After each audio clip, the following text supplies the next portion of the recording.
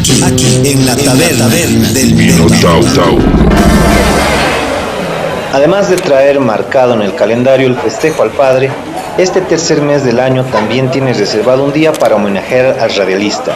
Esa persona o grupo de personas que desde el micrófono acompañan el día a día de los hogares de los bolivianos, especialmente cuando queremos alejarnos del exceso de animación, la mayoría de las veces vacía, que trae la televisión y en estos últimos tiempos los celulares y las tablets a través del internet. Al hablar del Día del Radialista, es necesario mencionar a don Mario Castro, director de la ex Radio Cristal, como impulsor de este festejo desde el primer Congreso Nacional de Trabajadores de Radio desarrollado en Cochabamba en 1958. Y es que precisamente la radio ha sido un medio que desde hace décadas ha permitido a muchas regiones alejadas del país estar al tanto de lo que sucede en los principales centros urbanos, además de constituir una forma de comunicación local. Y eso es justamente lo que sucedió en aquellos centros mineros como Colquiri, Siglo XX, Yayagua, Caracoles, Huanuni y Pulacayo, entre los más importantes ubicados en los departamentos de Oruro y Potosí, caracterizados por su actividad productiva eminentemente minera que sostuvieron la economía boliviana hasta los años 80, cuando surge la crisis de la minería. Sin embargo, incluso antes de este punto de quiebre histórico, los habitantes de estas regiones tuvieron que adaptarse a situaciones de vida muy difíciles, porque dichos lugares se constituyeron en verdaderos centros de lucha y rebelión contra diferentes gobiernos militares.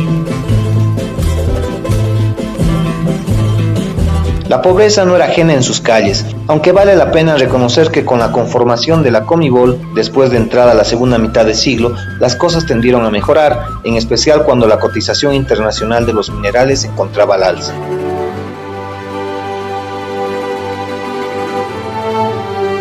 Una de las actividades que más y mejor se desarrollaron en estos lugares fue la comunicación radial, gracias a la motivación de obreros, mineros y de sindicatos que gestionaron sus propios canales de información. Así, Bolivia logró ser un importante referente en el campo de la comunicación popular.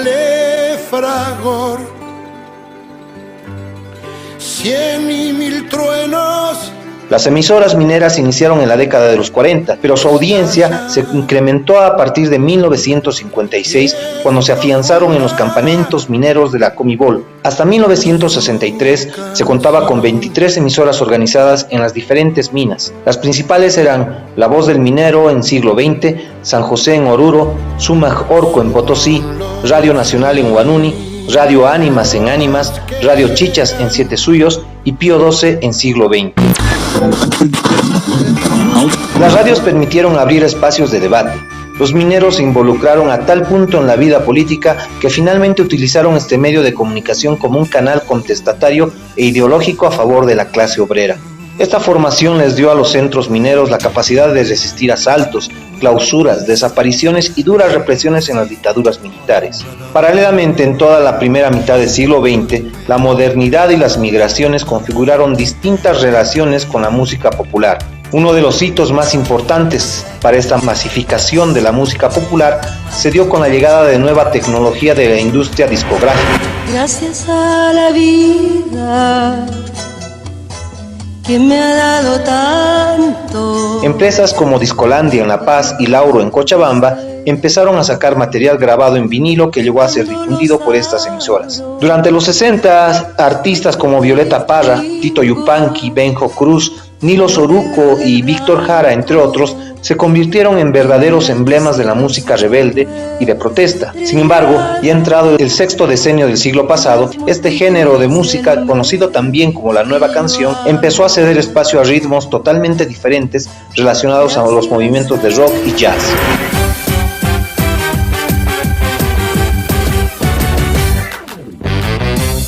Gradualmente, las ondas radiales trajeron al escenario nacional el sonido que movía a las masas y provocaba gritos en el mundo. De esta manera, la bitlemanía y la nueva ola entraban con fuerza en los hogares mineros a través de sus receptores.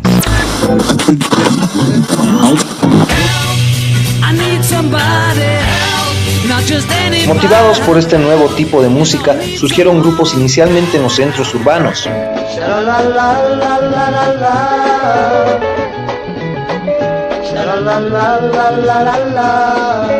Ahí están Los Rebeldes, conformado en 1964 por 3 amigos del Colegio Católico Popular Franciscano de Potosí. Nos referimos a Gerardo Arias, Eddie Navía y Oscar Castro, que comenzaron a componer e interpretar estos ritmos foráneos. Posteriormente, este trío de amigos sería la base de una de las agrupaciones históricas del folclore boliviano, como es Savia Andina.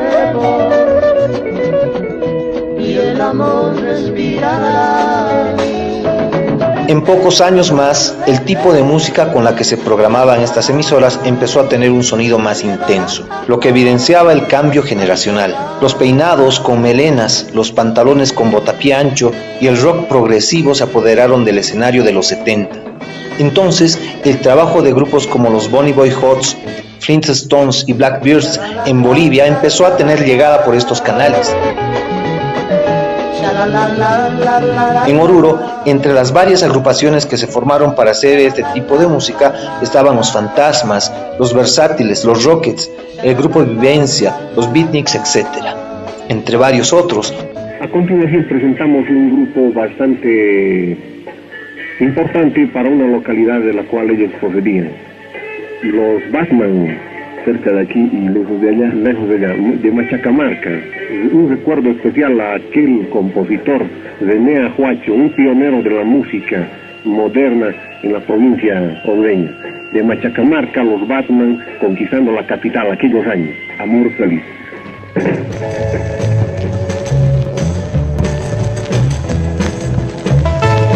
El ímpetu de estos artistas de ciudad y la música que llegaba a los oídos de los habitantes en los municipios aledaños también posibilitaron la conformación de varios grupos de rock en los centros mineros. Ahí nos encontramos, por ejemplo, con los Batman de Machacamarca, pioneros en lo que se refiere a la interpretación de la música moderna o la nueva ola en los años 60. Conformado por René y Gerardo Ajuacho, de una familia de músicos de mucho talento, interrumpieron en el panorama musical con composiciones propias. Los temas Andar Enamorado y Amor Feliz, de la autoría de René Ajuacho, fueron grabados en los estudios de Lauro en la ciudad de Cochabamba. Los Batman son los que abrieron la antesala de nuevas líneas sónicas a los grupos que posteriormente dieron el auge definitivo al vanguardismo en lo que a grabar discos se refiere. Ahí están, por ejemplo, Los Vagos y el grupo Ceniza.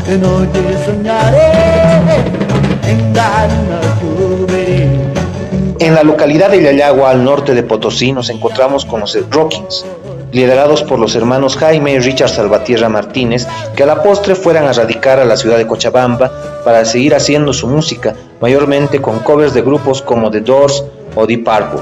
Sin embargo, de todas estas agrupaciones mencionadas se destaca abiertamente una procedente de la localidad minera de Huanuni. Nos referimos a los OVNIs. Sé que no vendrás, ya nos denunciarás. Sé que no vendrás y solo quedaré. Los OVNIs fue un grupo conformado a mediados de 1974 por los hermanos Zavala. Absalón en la guitarra y voz, Noemí en el bajo y Sara en los teclados y coros, a los que se sumó Moisés Rivera en la batería.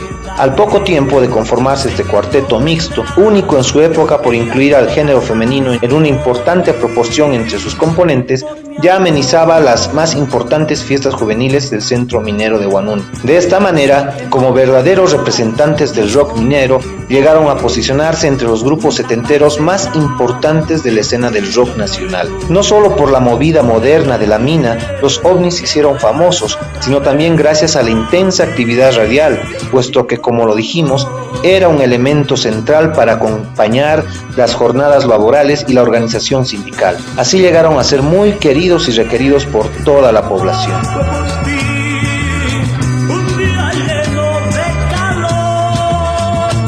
En 1975 registraron su trabajo en vinilo, primero en Cochabamba y luego en La Paz, dejando para la posteridad las canciones Minero y Gente Pobre, que los catapultó hasta convertirlos en verdaderos ídolos de la juventud de entonces.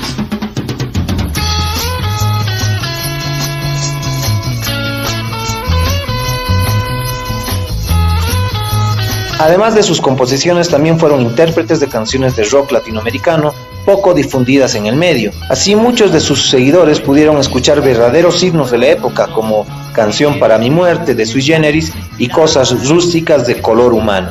En octubre del 2012, en ocasión del primer Festival de la Música de la Nueva Ola, celebrado en el Teatro al Aire Libre Luis Mendizábal Santa Cruz de la ciudad de Oruro, se presentó el hasta ahora único sobreviviente de la banda, Moisés Rivera, interpretando la canción Minero para delirio de sus seguidores y contemporáneos. Canción con la que despedimos la taberna de hoy, a manera de homenaje a uno de los grupos de rock que ha marcado huellas profundas dentro de la música contemporánea boliviana. Con ustedes, Minero de los OVNIs. La otra vereda, 20 años.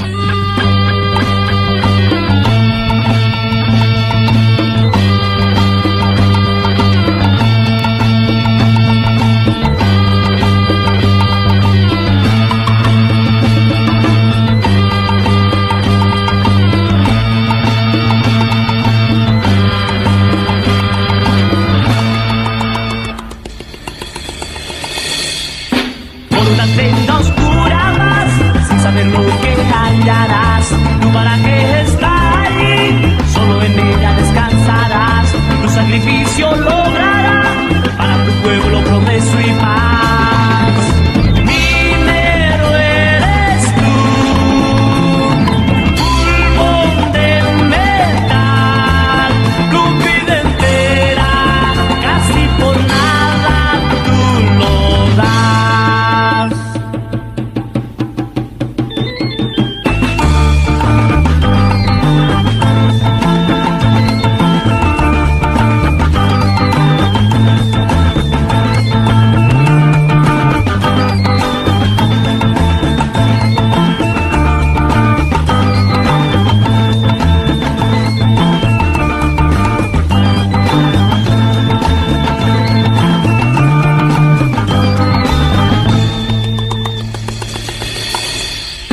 Por una senda oscura vas, sin saber lo que hallarás. Tu paraje está ahí, solo en ella descansarás. Tu sacrificio logrará para tu pueblo progreso y paz. Minero eres tú, pulmón de metal, tu vida entera, casi por nada tú lo das. Esta fue una sesión más de La Taberna del Minotauro. Hasta la próxima. La otra vereda, 20 años.